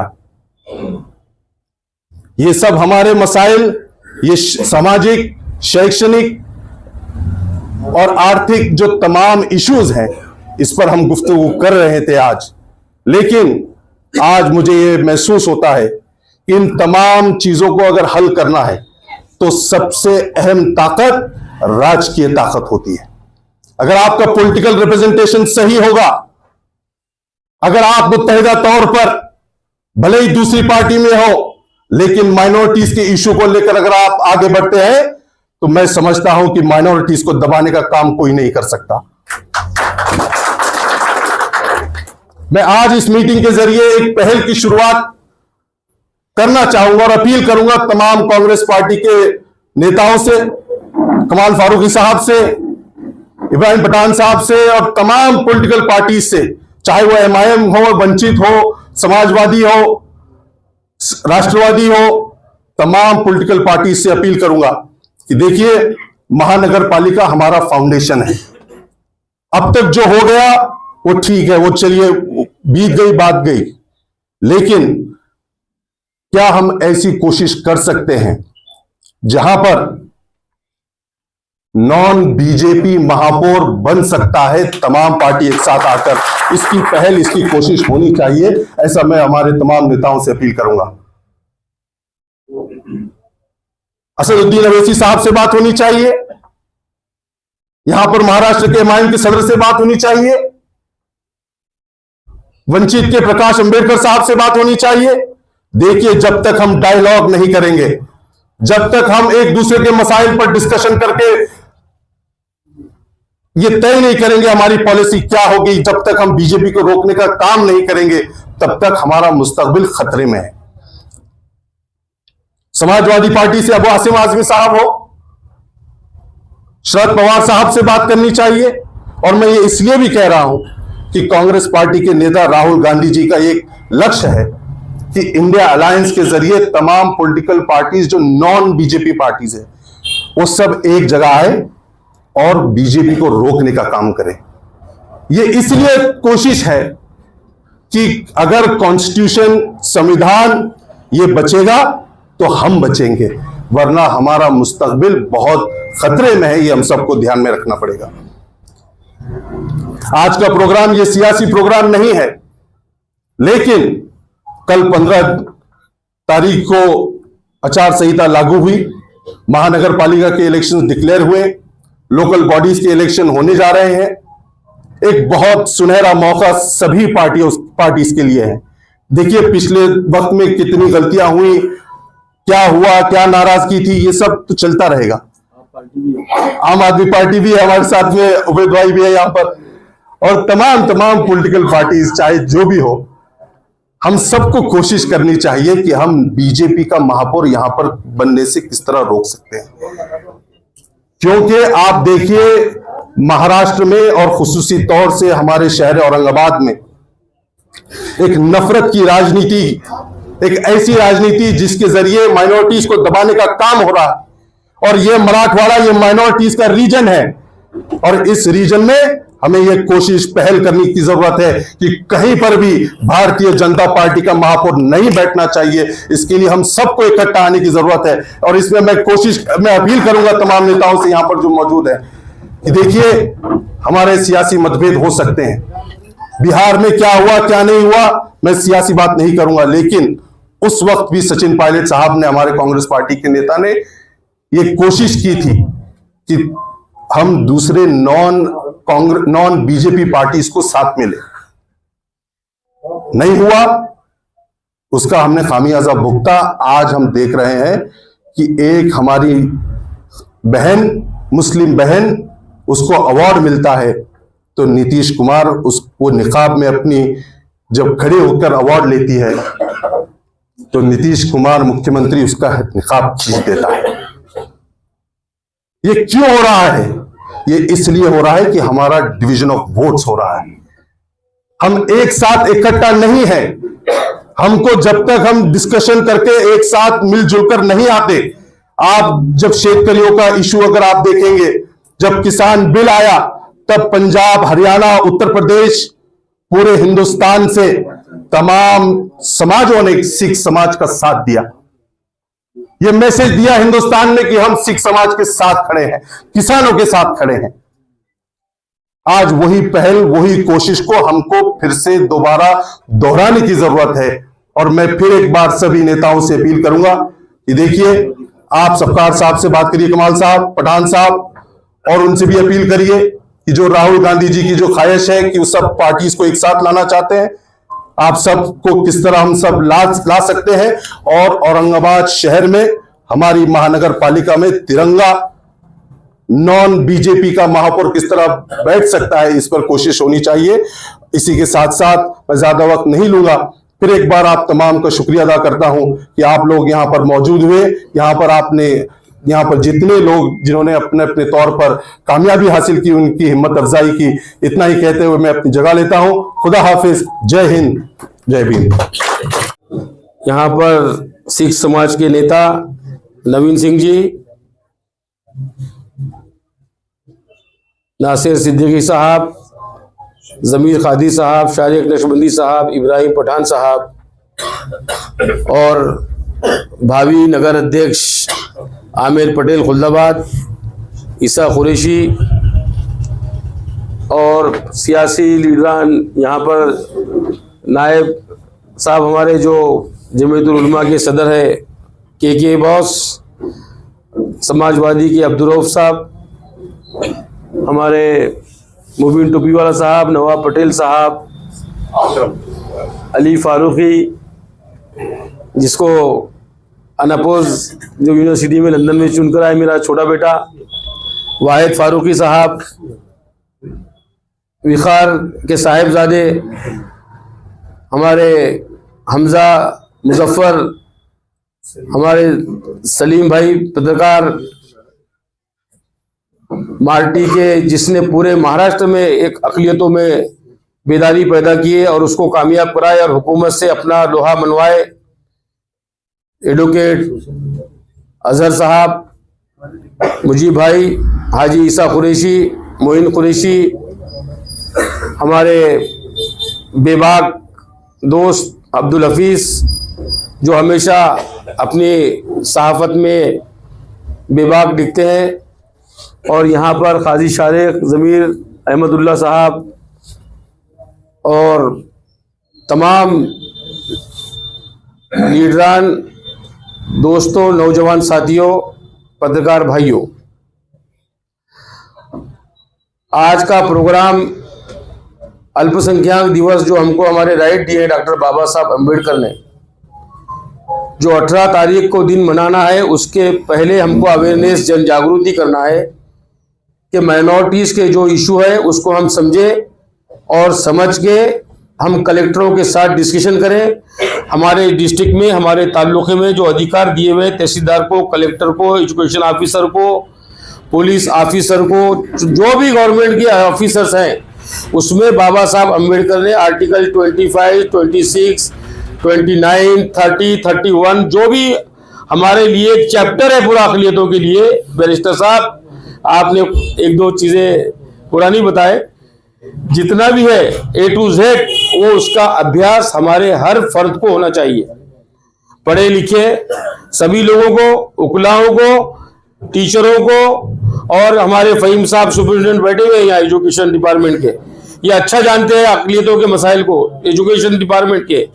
ऐसे लोगों ने आगे बढ़कर अपने कोचिंग लेना चाहिए, संस्था वालों को, इदारे वालों को, सारे जितने भी इंस्टीट्यूट चलाते हैं, ग्रामीण भाग से लेके शहर तक, पूरे महाराष्ट्र में, हिंदुस्तान में जितने हमारे लोग हैं, उनको चाहिए, जैसे समाजवादी हमारे वंचित बहुजन अघाड़ी के यहाँ पर अकरम है जो हमेशा स्टूडेंट के लिए लड़ते हैं, प्रकाश अम्बेडकर साहब को लाते हैं, अमित भोईगढ़ है, वो आज उनको भी मधु किया गया था लेकिन उनके पास कुछ हादसा हुआ छोटा सा, इसलिए वो बिजी रहे, उनके साथ काजी शारिक है।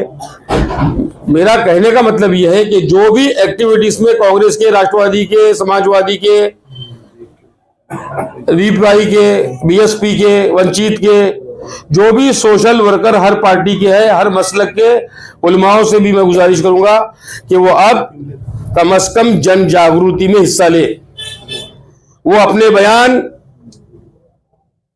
मिंबरों तक ना हद तक रोडों पे आने की जरूरत है। हमको आज अवेयरनेस की जरूरत है। हमको लोगों को, हाफिज साहब ठीक है, मदारिस में आपको कितने मालूम है हिंदुस्तान में मदारिस को तकलीफ हो रही है, तो हमको आवाज बुलंद करना पड़ेगा। जो बाबा साहब ने अधिकार दिए उसकी आवाज हर जगह पहुंचाना पड़ेगी। आपको टोपी दाढ़ी रखने का अधिकार, आपको जो भी मदरसे चलाने का अधिकार, आपको अज़ान देने का अधिकार, आपको कुर्बानी का अधिकार, आपको हिजाब में रहने का इंतजाम, सारा पूरा ये कॉन्स्टिट्यूशन ऑफ इंडिया ने दिया है, कॉन्स्टिट्यूशन ने दिया है। कुरान मजीद पर अमल करना और कॉन्स्टिट्यूशन को पढ़ना जिंदगी भी कामयाब और आखिरत भी कामयाब। दोस्तों, नौजवान साथी, इसलिए मैं आपको साफ कहना चाह रहा हूं कि वक्त बहुत नाजुक है, हालात बहुत खराब है। बर्थ सर्टिफिकेट नहीं मिल रहे हैं, डॉक्यूमेंट्स नहीं मिल रहे हैं। आप यहां पैदा होने के बाद आपके दादा परदादा परनानी परनाना माँ बाप होने के बाद भी बर्थ सर्टिफिकेट को रोका जा रहा है। आपको गवर्नमेंट की स्कीम नहीं, आपकी नेशनलिटी को चैलेंज किया जा रहा है। आपके लिए कैंप बनाए जा रहे हैं, पूना से लेके बेंगलोर से लेके दिल्ली से लेके बंबई तक, कि जिनके पास डॉक्यूमेंट नहीं है अकलियतों को और खासतौर से मुसलमानों को इन कोंडवाड़ों में, सेंटरों में रखा जाए। आपने देखा मुसलमानों के साथ क्या हुआ, आपने देखा क्रिश्चियनों के साथ मणिपुर में क्या हुआ। हमारी माँ बहनें क्रिश्चियनों की नंगी की गई, जलाया गया, लकड़ियां नेजों पे लटका के घुमाया गया। आपने देखा कि सिख भाइयों से क्या शेतकरी के नाम पे आंदोलन हुआ, कितने शहीद हुए सरदार। आज पानी छोड़ा गया, पानी के माध्यम से सरदारियों के भैंसे बह गई, घर बह गए, खेती बह गई। कौन खड़ा था? हरियाणा का, पंजाब का, दिल्ली का मुसलमान खाने को खाने लगा के खड़ा हुआ था। पूरा मटेरियल खाने पीने से लेके पहनने ओढ़ने से लेकर मुसलमान अपनी जान की कुर्बानी देकर पंजाब में दौड़ पड़ा था। यह आपने टीवी के माध्यम से देखा होगा, सोशल मीडिया के माध्यम से देखा होगा। तो मुसलमान, क्रिश्चियन, सिख, ईसाई, पारसी, बुद्धिस्ट, इन तमाम को जिम्मेदारी है कार्यकर्ताओं को, पढ़े लिखे नौजवान और माल वाले साहिब समझ को। याद रखो, तुम्हारी दौलत लूटे जाएगी, तुम्हारी इज्जत लूटी जाएगी, तुम्हारी शोहरत खत्म कर दी जाएगी, तुमको तबाह कर दिया जाएगा।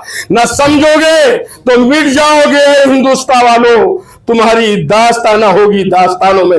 ये समझने की जरूरत है। आज वो वक्त है, आज वो समय है। होशियार हो जाओ, सावधान हो जाओ। इनकलाब जिंदाबाद का नारा देना पड़ेगा। आपको अपने हुकूक डॉक्टर बाबा साहब अम्बेडकर ने जो दिए उसको छीन के लेने के लिए मजबूती के साथ आपके ताल्लुकात खत्म करना पड़ेंगे, झगड़ों के आपसी मतभेद भूलना पड़ेगा। सियासी पार्टी चाहे कोई पार्टी हो जो बाबा साहब की घटना पर अपना विश्वास रखती है, उसको चाहिए कि वो एक खट्टा एक झंडे के तले आ जाए। राहुल गांधी आवाज दे रहा है, इकट्ठा हो जाओ, हमारे लिए, आपके लिए, देश के लिए लड़ रहा है। मैं अपील करता हूं तमाम पार्टी के लोगों से कि महापालिका बेसिक फाउंडेशन हम अपनी पार्टी में रखेंगे बात, लेकिन महापालिका ही नहीं, हर चीज के लिए मुत्तहिदा होकर आपको लड़ना पड़ेगा। और एक बात सुन लीजिए, नेता माने तो ठीक, नहीं तो मैं वोटरों से अपील करूंगा। जहां अच्छा लीडर है, जहां अच्छा उम्मीदवार है, जिसके दिल में खौफे खुदा है, जिसका चरित्र साफ है, चाहे वो किसी धर्म का हो, किसी पार्टी का हो, उसको हमने वोट देना चाहिए। गुंडों और जालिमों को, बदमाशों को, देश लुटेरों को इनको वोट नहीं देना, वरना आप गुनहगार होंगे। और मैं और अपील करना चाहता हूं मेरे दोस्त नासिर से, शारिक नक्शबंदी से, कि हमारा मनमोहन सिंह ओबेरॉय का बेटा नवीन सिंह अभी जो भी पार्टी से इलेक्शन लड़ेगा मुत्तहिदा महज होगा, और अगर उसके खिलाफ कोई लड़ता है तो आपने उसको साथ देना चाहिए, ना कि उम्मीदवार देना चाहिए। जो मनमोहन सिंह ने पूरे शहर में अकलियतों के लिए रात को 1 बजे, 12 बजे, 2 बजे पुलिस स्टेशनों में खड़े रहकर जलती हुई अंगार को बुझाकर पुलिस से बाहर निकाला है वो अकलियतों को, वो मनमोहन सिंह की औलाद आज हमारे बीच में है। हमको एहसान का बदला एहसान। आपके मालूमात के लिए मजहब इस्लाम सिखाता है कि अगर कोई आपका कांटा भी निकालता है तो उसका एहसान नहीं भूलना चाहिए। आपका पड़ोसी भूखा है, स्टीफन साहब, तो मुसलमान इस्लाम कहता है कि आपको खाना जायज नहीं है, हराम है। क्यों? उसको खाना खिलाओगे तो आपको खाना जायज है। इसलिए नौजवान साथियों, मैं आपसे अपील इसलिए कर रहा हूं, आप टीवी को देख रहे होंगे, अखबारों को पढ़ रहे होंगे, हकीकत गायब हो चुकी है, हक खत्म हो चुका है, गोदी मीडिया चल रहा है, गलत सलत अफवाहें फैल रही है और आप अभी अंधेरे में हैं। अभी आप, हमारी मजबूरी है, सुबह तोस दोपहर में गोश, रात में भी नासिर सिद्दीकी, सुबह तोस नवीन सिंह, दोपहर में गोश और शाम में बेहोश। ये बेहोशी बहुत दूर लेके जाने वाली है। और मैं कह दूंगा यार, अब मैंने अपनी कौम को संबोधित किया था, मैंने कहा कि तुम एक हो जाओ, तुम कुरान पे अमल करो, बाइबल पे करो, गुरु ग्रंथ पे करो और बाबा साहब की घटना को मजबूत पढ़ो और उसको लड़ो, कोर्ट कचहरी में जाओ, मजबूत बनो, कानूनदा बनो, हर घर के बच्चे को जैसे हमजा बना। मैंने अपने बेटे उमर को बनाया, अली को बनाया, तुम भी अपने उमर अली को बनाओ, उस्मान बनाओ, अली बनाओ, उमर बनाओ, अबू बकर बनाओ। इंसाफ के लिए लड़ो, तुम्हारी दुनिया भी कामयाब, आखिरत भी कामयाब। तकरीर करने का ये मकसद नहीं है और मुझे कोई इलेक्शन लड़ना नहीं है। अभी शारिक नक्शबंदी साहब, आप जो बोलेंगे सबको इकट्ठा करो, मैं उसको तायद करूंगा, उसको पार्टी में दूंगा, मुझे लड़ना नहीं है। अरे मैं इलेक्शन लड़ने के बाद, हारने के बाद भी अल्लाह ने मुझे लाल लाइट की गाड़ी में घुमाया पूरे हिंदुस्तान में, महाराष्ट्र में। इज्जत से नवाजने वाली जात ने मुझे इज्जत दे चुकी। अब आप दुआएं दीजिए। मेरी ख्वाहिश है कि अब तुम सब लोग, लाल लाइट की नहीं है गाड़ी, लाल लाइट बंद है, लेकिन कम से कम गवर्नमेंट की गाड़ियों में घूमे। मेरा पठान साहब का कोटा कंप्लीट हो गया। अब हमारे लिए दुआ करिए कि बस जन्नत में हमको लाल लाइट की गाड़ी मिले, अल्लाह हमको हूर परियों में, शहद की नहरों में लेके जाए। अब ये हमारे लिए दुआ करिए। अब ये हिंदुस्तान और ये दुनिया की चीजें हमारे लिए बहुत हो चुकी है। क्यों? तो मुझे दुआ है और मेरी माँ ने मेरा नाम कमाल रखी है। और हाफिज इजलाल साहब, हमारे जामा मस्जिद के इमाम साहब ने एक शेर मुझे सुबह में लिख के ला के दी थी आज से 25 साल पहले। कमाल कमाल ऐसी कर कि जिसकी मिसाल ना हो, ऐ मौला कमाल को उरूज ऐसा दे कि कभी ज़वाल ना हो। तो समीर कादरी साहब, मुझे अब और कुछ नहीं चाहिए। मुझे चाहिए अमन, मुझे चाहिए शांति, मुझे चाहिए सुकून, मुझे चाहिए भाईचारगी, मुझे चाहिए हरा भरा हिंदुस्तान। पूरे परिया तो हिसाब किताब के बाद मेरे लिए अल्लाह कोड़ों से मजबूत रखे। वहां तो जाने के बाद बस दीदारे मदीना, दीदारे हरम और उसके बाद जन्नत, अल्लाह हाफिज, इसके अलावा कुछ नहीं है। और ये दुनिया बहुत मुख्तसर सी है भाई। अल्लाह बाकी मिन कुल्ले फानी। मेरे को तकरीर करने का ज्यादा नहीं था, लेकिन मेरे बाजू में नासिर सिद्दीकी है भाई, मुझे इस चीज का ध्यान है। मेरे बाजू में नवीन सिंह है, मेरे बाजू में फादर स्टीफन साहब है, बिशप साहब है। एक क्रिश्चियन कम्युनिटी की मिशनरी गांव-गांव में लोगों के लिए दवाखाने खोलती है, गांव-गांव में स्कूल चलाती है। फादर फर्नांडिस साहब ने इनको भेजा। फर्नांडिस साहब कल मेरे से मिलने आए थे परसों, आज वो अंबाजोगाई में है। प्रधान साहब अपने बैठन के, उनका काम हर गांव में स्कूल खोलना, बच्चों को तालीम देना, दवाखाने खोलना, गरीबों की खिदमत करना। ये चर्च का हजरत ईसा अलैहिस्सलाम के मानने वाले लोग हैं, बीबी मरियम के मानने वाले लोग हैं, अल्लाह को मानने वाले लोग हैं। तो मेरी आपसे गुजारिश है कि इख्तलाफात बाजू रखे और वोट पैसों में ना बिके। 10-10 हज़ार में वोट बिका खुलदाबाद में, गंगापुर में। तुम्हारे हाल 11,000 में क्या होंगे पूना की जेल में? कहाँ जाओगे? अपने लिए क्या बन रहे हैं मालूम?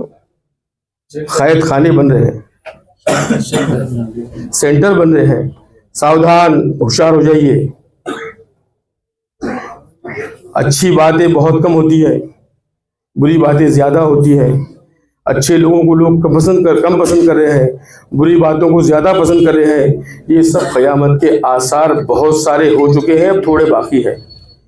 तो इसलिए मेरी गुजारिश है कि जो यहाँ मौजूद है उनके लिए, और जो मौजूद नहीं है यहाँ, जो कम से कम मैसेज पहुंचाए अपने लोगों में, रिश्तेदारों में, दोस्तों में, क्यों तो आपको अल्लाह की जमीन पर बैठने के बाद जवाब देना होगा हाफिज साहब कि तूने कहां सजदा किया, तूने कहां झूठ बोला, तूने कहां गलत काम किया, हमारे आज़ा जवाब देंगे। तूने कहां गड़बड़ किया, तूने कहां धोखा दिया।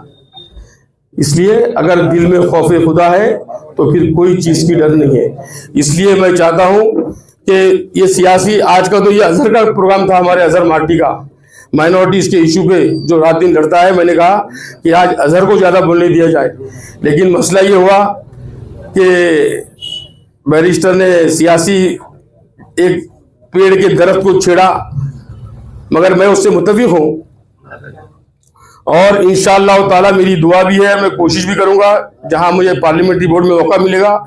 मैंने खुलदाबाद में भी अपना पार्लियामेंट्री बोर्ड का जिम्मेदार होने के नाते वहां ये बच्चा आमिर पटेल मौजूद है, ऑफर के बाद, धन दौलत के बाद, लोगों के बहकाने के बाद, सबका विरोध करके आमिर पटेल का मैंने उसी दिन घोषित किया कि ये नगर परिषद का उम्मीदवार रहेगा इंशाअल्लाह, और ये रहा। अब अवाम इसको अगर अल्लाह को मंजूर है तो चुन के देगी, और अगर कोई ईवीएम में घोटाला है, वोट चोरी का तो है, लेकिन वो लोगों ने वोट दिए, अगर चुन के आएगा तो खैर है, अगर हारेगा तो शर है, तो उसमें भी खैर है, कोई बात नहीं। अल्लाह जो करते वो अच्छाई के लिए करते। और हमारी जगह कहाँ है ओरिजिनल, तुम जमात में जाके आए इतनी बेटा, आमिर पटेल से उठ के खड़े हो सामने, लोगों को मालूम होना चाहिए ये आमिर पटेल खुलदाबाद का नगर अध्यक्ष का उम्मीदवार था। दुआ करिए कि अल्लाह इसको कामयाब करे, और जो फैसला होगा उस पर अमन ना सदकना, लेकिन इसके बाद भी हिम्मत नहीं हारना, कभी भी याद रख बेटे, हिम्मत नहीं हारना। इलेक्शन आएंगे, जाएंगे, जीतेंगे, हारेंगे। बिहार भी खड़ा था बीएसपी से, बाबा साहब का हत्ती लेके हारा, लेकिन अल्लाह ने लालेर की गाड़ी में उठाया बच्चों। मुझे खुशी है बीएसपी का हमारा साथ में हफीज यहाँ मौजूद है, के खलील हमारे ऑफिस के इस कार्यालय का उद्घाटन किए थे बीएसपी का, बहन मायावती का, काशीराम साहब का मैं उम्मीदवार था। मैं हुकूमत से नहीं डरा, होम मिनिस्टर के खिलाफ इलेक्शन लड़ा, मैं उसूलों का आदमी हूँ, इसीलिए मैंने आमिर का नाम वहां पे तायीद किया। और आने वाले वक्त में मेरी ख्वाहिश है नासिर सिद्दीकी जी, आप हमारे नवीन के लिए आपकी पार्टी में भी जगह हटा दीजिए, आपका कोई कैंडिडेट नहीं होगा, अगर अलायंस होगा तो ठीक, नहीं तो नवीन को आप सब जाहिर पार्टी में देना चाहिए। ये श्रद्धांजलि मनमोहन सिंह को है, ये मनमोहन सिंह के एहसान का बदला, मुसलमानों का बदला मनमोहन सिंह के बेटे को हम देंगे। और वहां के मैं ऑटो से अपील करूंगा, हारिस निसार यहाँ खड़ा हुआ है, नौजवान, जिसका वार्ड में हमारा कैंडिडेट आने वाला है, मोइन कुरैशी, सब पुरानी बातें भूलकर आज अपने को पार्टी में देना है। इसलिए कि सियासत में अगर आप मजबूत है तो आपको कोई रोक नहीं सकता, कोई तोड़ नहीं सकता। अभी मुसलमानों को, दलितों को, क्रिश्चियनों को, ईसाइयों को, तमाम माइनॉरिटीज को अपने मसाइल हल करने के लिए खुद आगे आना होगा। खाली बोलने से काम नहीं चलेगा, एक्टिविटीज करना पड़ेगी। इसलिए मैं हाफिज साहब, आप नौजवान हैं, आप नारेगांव में बेहतरीन 5000 स्टूडेंट, 4000 का वहां पर आप इदारा चला रहे हैं। मेरी ख्वाहिश है कि दीन के साथ दुनिया, दुनिया के साथ दीन, दोनों भी चलना चाहिए, और एक्टिव करिए, बयान दीजिए और मसाइल पर भी गुफ्तगू करिए। साइंस टेक्नोलॉजी का ज़माना है, एआई आ गया। एक एआई का बड़ा लफड़ा चौड़ा मैं और एक आपको खुलासा कर दूं कि हमको नाइत्तेफाकी नहीं होना चाहिए, हमारे को इख्तिलाफात भूलना चाहिए। गलत एआई से फोटोआं बनाई जा रही, किसी की किसी के साथ, किसी की किसी के साथ, गलत झूठे काम उसमें आ रहे हैं, उसको अवॉइड करिए। और मैं आपसे गुजारिश करूंगा कि उसको रोके। नौजवान बच्चों, डॉक्टर फैसल, ये चीज़ों को रोकना चाहिए, रोकना चाहिए, देखना नहीं चाहिए। एक इधर मार रहा है, एक उधर मार रहा है, एक कबड्डी खेला, एक नाच रहा, एक कूद रहा। क्या है यार, क्या है ये, क्या हो गया? अफसोस है, ये चीज़ें रुकना चाहिए। मेरी ख्वाहिश है कि हम सब एक जगह आकर काम करेंगे, और आप लोग तमाम यहाँ आए, कोई भी अभी ना जाए, काम का इंतज़ाम है, और सब लोग खाना खा के जाएंगे इंशाल्लाह, और जगह जितनी यहाँ है वो खाएंगे, बाकी उधर ऑफिस में बैठेंगे। जब तक गुफ्तगू करो, एक दूसरे के हालात पूछो। जैसे जुमा के रोज आपको इकट्ठा होना है, मोहल्ले के हालात पे चर्चा करनी है, आपको ईदगाह पे जमा होना है, पूरे शहर के हालात जमा करना, डिस्कस करना है, आपको हज में जमा होना है, पूरी दुनिया की मसाइल पे गुफ्तगू करना है। ऐसा आप यहाँ पर इस बहाने से माइनॉरिटी के मसाइल पे गुफ्तगू करने के लिए इकट्ठा हुए हैं। मैं चाहता हूँ कि आप सब यहाँ पर आप आपस में गुफ्तगू करें और गुफ्तगू करके अपने मसाइल के लिए कुछ हल करें। इतना कहते हुए मैं अपनी जगह लेता हूँ। खुदा हाफिज। अभी आप सब लोग आए, आपका शुक्रिया।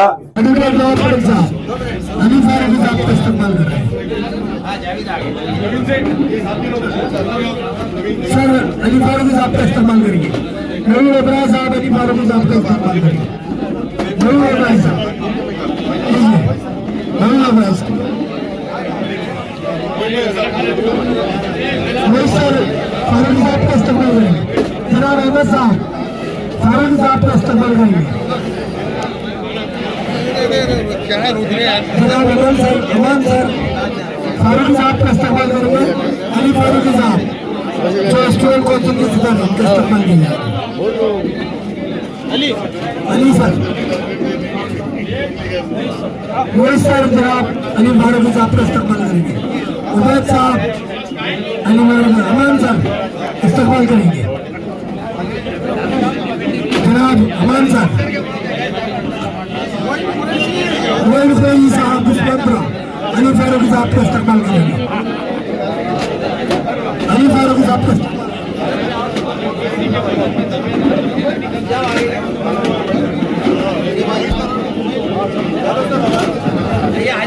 जनाब निजामी साहब इस्तेमाल करेंगे। जनाब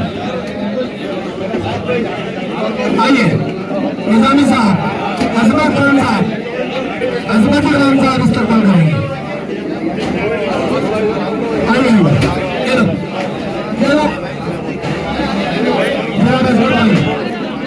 इस्तेमाल करेंगे। जनाब फराजी साहब इस्तेमाल करेंगे। जनाब अली फारूकी साहब, आइए आइए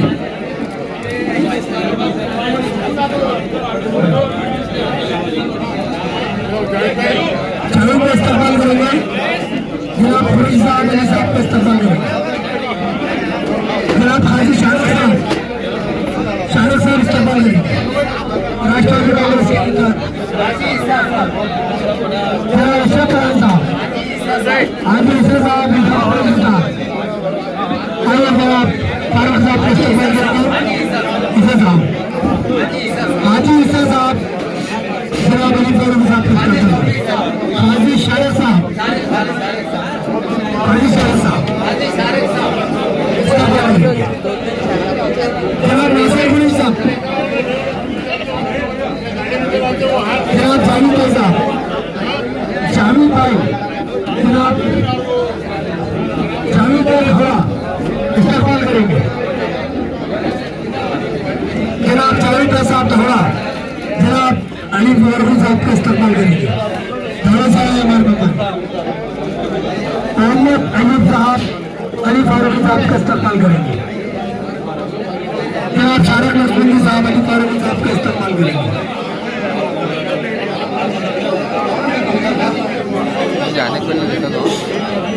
कॉन्फ्रेंस में जनाब चाहिए प्लेट साहब फारूकी साहब का इस्तेमाल करेंगे।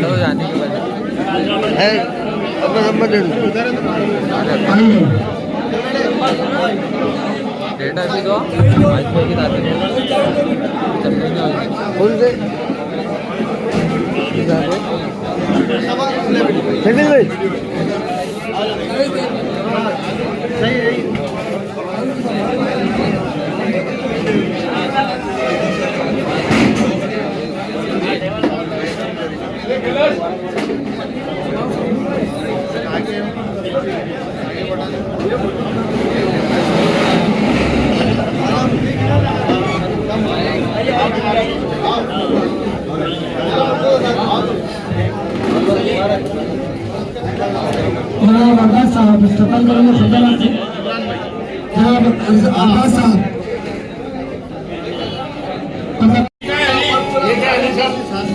ये क्या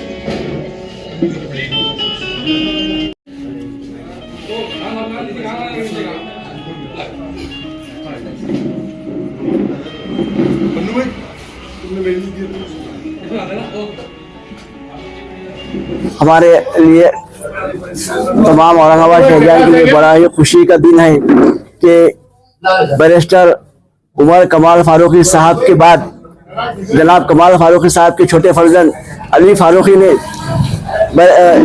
लंदन यूनिवर्सिटी में पहली बार ऐसा हुआ कि अपना पैनल खड़ा किया और पूरे पैनल को जिताने के साथ साथ वो बिला मुकाबला स्टूडेंट काउंसिल के सदर मुंतखब हुए इसलिए आज इस खुशी में जब सुबह आज तो बैरिस्टर उमर कमाल फारूकी साहब के छोटे भाई अली फारूकी साहब औरंगाबाद तशरीफ लाए, तो उनका नौजवानों ने औरंगाबाद और बैरून शहर से तशरीफ लाए तमाम लोगों ने इस्तकबाल किया और जनाब कमाल फारूकी साहब को और उमर कमाल फारूकी साहब को दिली मुबारक दी। और ये हम तमाम न सिर्फ औरंगाबाद बल्कि मराठवाड़ा महाराष्ट्र के लिए बड़े खुशी और फख्र की बात है कि जनाब कमाल फारूकी साहब के फर्जंदान जनाब उमर कमाल फारूकी साहब और अली फारूकी साहब ने यूके में औरंगाबाद का नाम रोशन किया। और ये हम अल्लाह ताला से दुआ करते हैं कि इसी तरह दोनों भाई दिन दुनी रात चौड़ी तरक्की करे और औरंगाबाद का नाम रोशन करे।